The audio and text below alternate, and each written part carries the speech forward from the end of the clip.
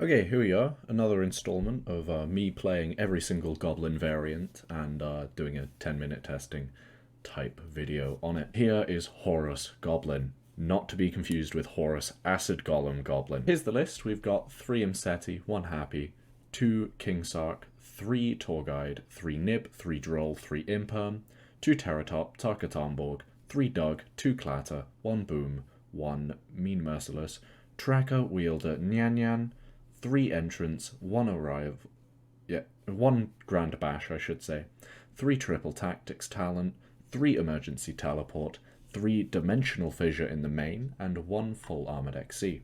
Now then, onto the extra deck.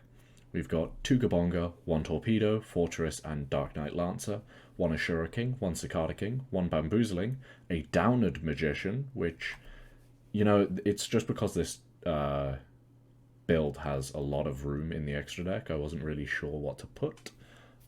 It could be things like Cherubini here. Some people like Cherubini. I'm not a very big fan. I don't think you need that card.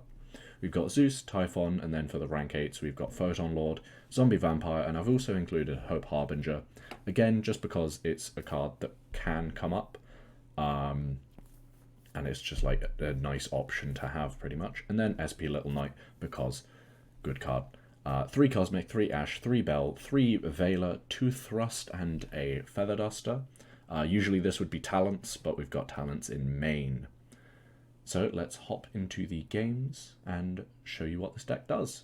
So our first replay is against Swaswa, If My Girl and Moye. Where is she? Sounds alright. My hand is much better than theirs, I would say, personally.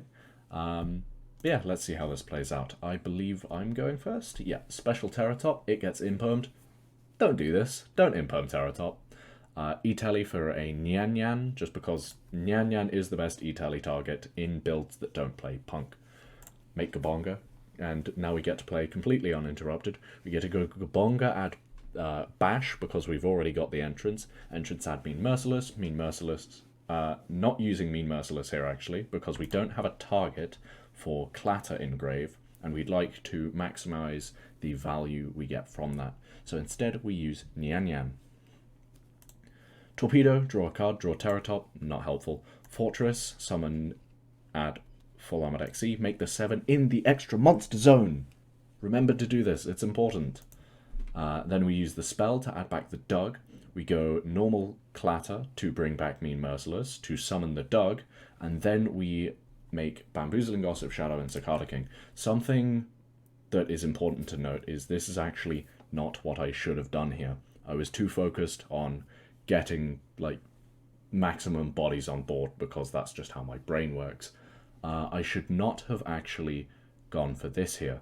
What I should have done is I shouldn't have used the Mean Merciless effect, and I should have made Ashura King with the 3 monsters I had on board, leaving 3 zones, and that way I could use the Full Armored XC. And the reason that matters is because, as it is, if my opponent does not remove anything from my field, I have no targets, other than a Gabonga, I guess, to put Full Armored XC in grave. So this is technically a misplay, and I just set the talents as a bluff. Gabonga in the end phase attaches a boom mark because it's the only name we don't have into rotation. They start with Emergence, adding My Girl, Moye. They normal summon Tyre, which I find interesting. I just imperm the Tyre immediately. They then triple tactics to draw 2. They long one, which I am scared of Baron. And I just, generally, my game plan against Sword Soul is either keep all the tokens off the field or keep all of the monsters off the field. And that tends to work fairly well. So we make the long one just draw a card instead. We draw something unhelpful. They draw Heavenly Dragon Circle, which... seeing that being the draw is really upsetting. Anyway, so they draw Heavenly Dragon Circle, they tribute the Tyre to search, they search Ashuna, they special Ashuna, they link into the Monk. At this point we use Clatter detaching the Boom Mark, which triggers the Clatter and the Gabonga to attach the Monk so that they can't use Ashuna. Then Clatter will summon the Dug, and before we can activate the Dug, they surrender because they can't do anything else. Right, and here we are against Pendulum. Best deck, obviously. Our hand is possibly the most conflicted it could be. But because I want to play around Droll, I actually lead with D-Fissure instead of Kingsark, which does mean that Kingsark and Droll are now both useless. But we summon Terratop, special target Armborg, make Gabonga. Gabonga will add the Doug. You have seen this quite a lot, probably, by now. Doug, add normal spell. Oh yeah, so they had an activation window, I believe, which is why I do a slightly different line here. So instead of playing this normally, we make the XE armor stuff to try and capitalize. I thought they had Nib here, so I just wanted to do like as much as possible before they Nib.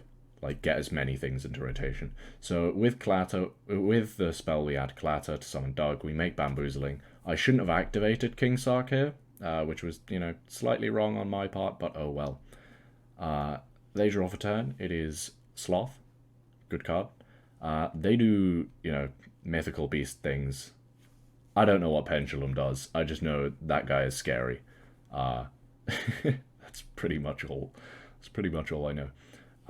As soon as Millenniumize hits the board, I realize that I have to have, like, an effect and a contest. So here's the effect, here's the contest for the Millenniumize. Something I didn't realize is Millenniumize actually targets. So when it came to it... Oh, also, I just happened to play around Sloth, which is nice. So yeah, they use the Servant, they summon the Jackal King. I use Full Armored XE here, equipping it with the 3. See... They didn't realize that this couldn't be targeted, and it can't be targeted because of the 3, yep. So they try to use Millenniumize to negate instead of Jackal King, so that really fucks them up. We still negate though because we want our Gabonga to stay, but that time they negate. Because we're about to lose the Gabonga, we use the Clatter Sploder as well. So we attach the Master Cerberus, and the reason we attach the Master Cerberus here is because without it, they do not have 6 spell counters on board.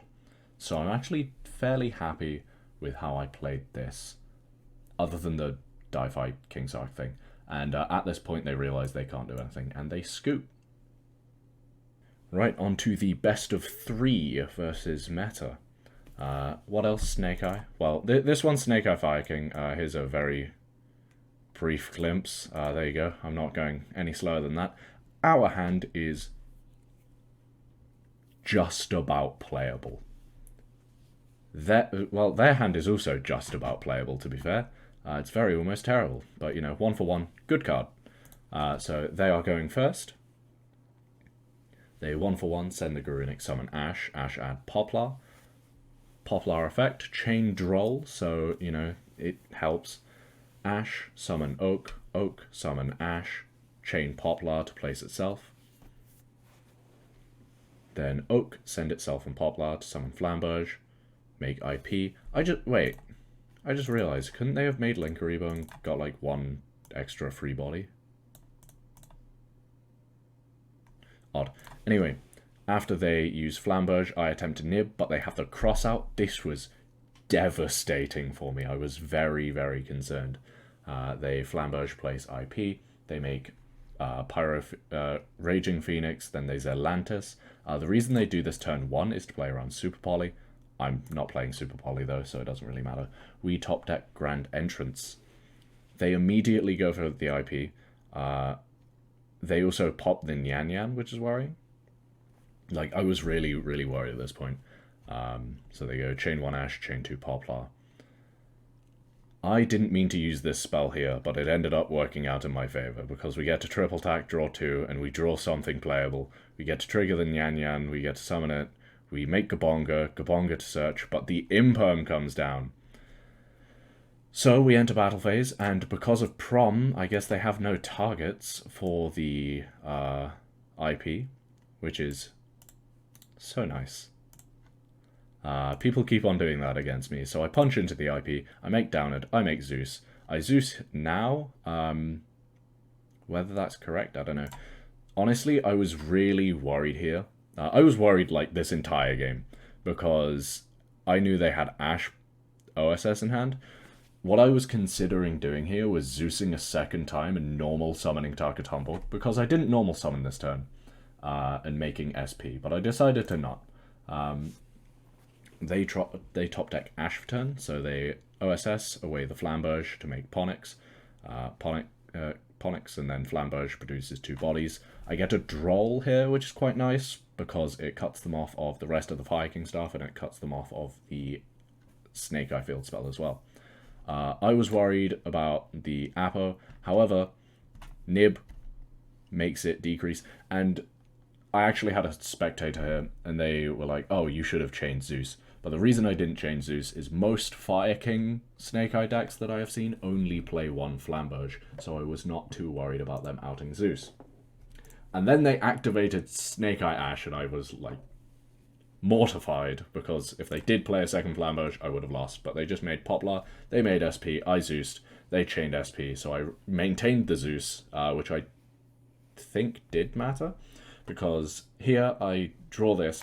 I thought here that this hand doesn't do anything, but I was actually wrong, which you will see shortly, because I have the Nyan Nyan engrave, which is why it's so good, because I get to go Kabonga, add Doug, and then continue to do this full combo here.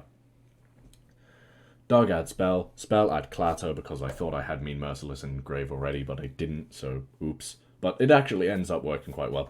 I decided, I opted for Cicada King here because I was like, okay, he has Snake Eye Ash in hand, so I can just negate it on summon, and then he can't really do much, right? I make the 5 because I have 2 Gabongas, I add the trap, and I set 1 and pass. And I also attach the Mean Merciless to get it into rotation. They normal summon the Ash, no effect because they've run out of targets. They Sanctuary, place Island, and at this point I'm just like, I need to try and keep them off of fires.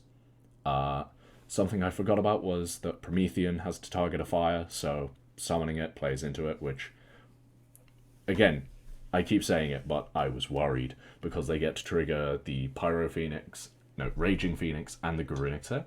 I Cicada King the Garunix, because I know that, if they resolve Kirin, I, lose the game. So I attach, and then they summon Diabell Star, they set Wanted, they make Heater, which was a massive misplay, because the only fire engrave is Clatter, and I can chain the Clatter here so that it misses the target. They then punch into Kabonga and realize that the Avata in hand is not going to do it for them, and they scoop. As you can see, their hand is really, really bad, and my hand is pretty damn good. So they go Island, Pop, Garunix, normal summon Avata, set 1 pass. When they normal summon the Avata, I was like, okay, this is either a really good hand or a really bad hand, and they set 1 and passed, so I was feeling pretty good. And drawing E-Telly for turn is absolutely fantastic. I Feather Duster just to get rid of the back row, because I know that everything comes back if I Feather Duster. But it also fiends out the Kirin, which is nice. I triple tack, put away the Mourner, because I know that I'm not worried about the Kirin. I thrust at the only target in deck that isn't, dead, which is quite funny.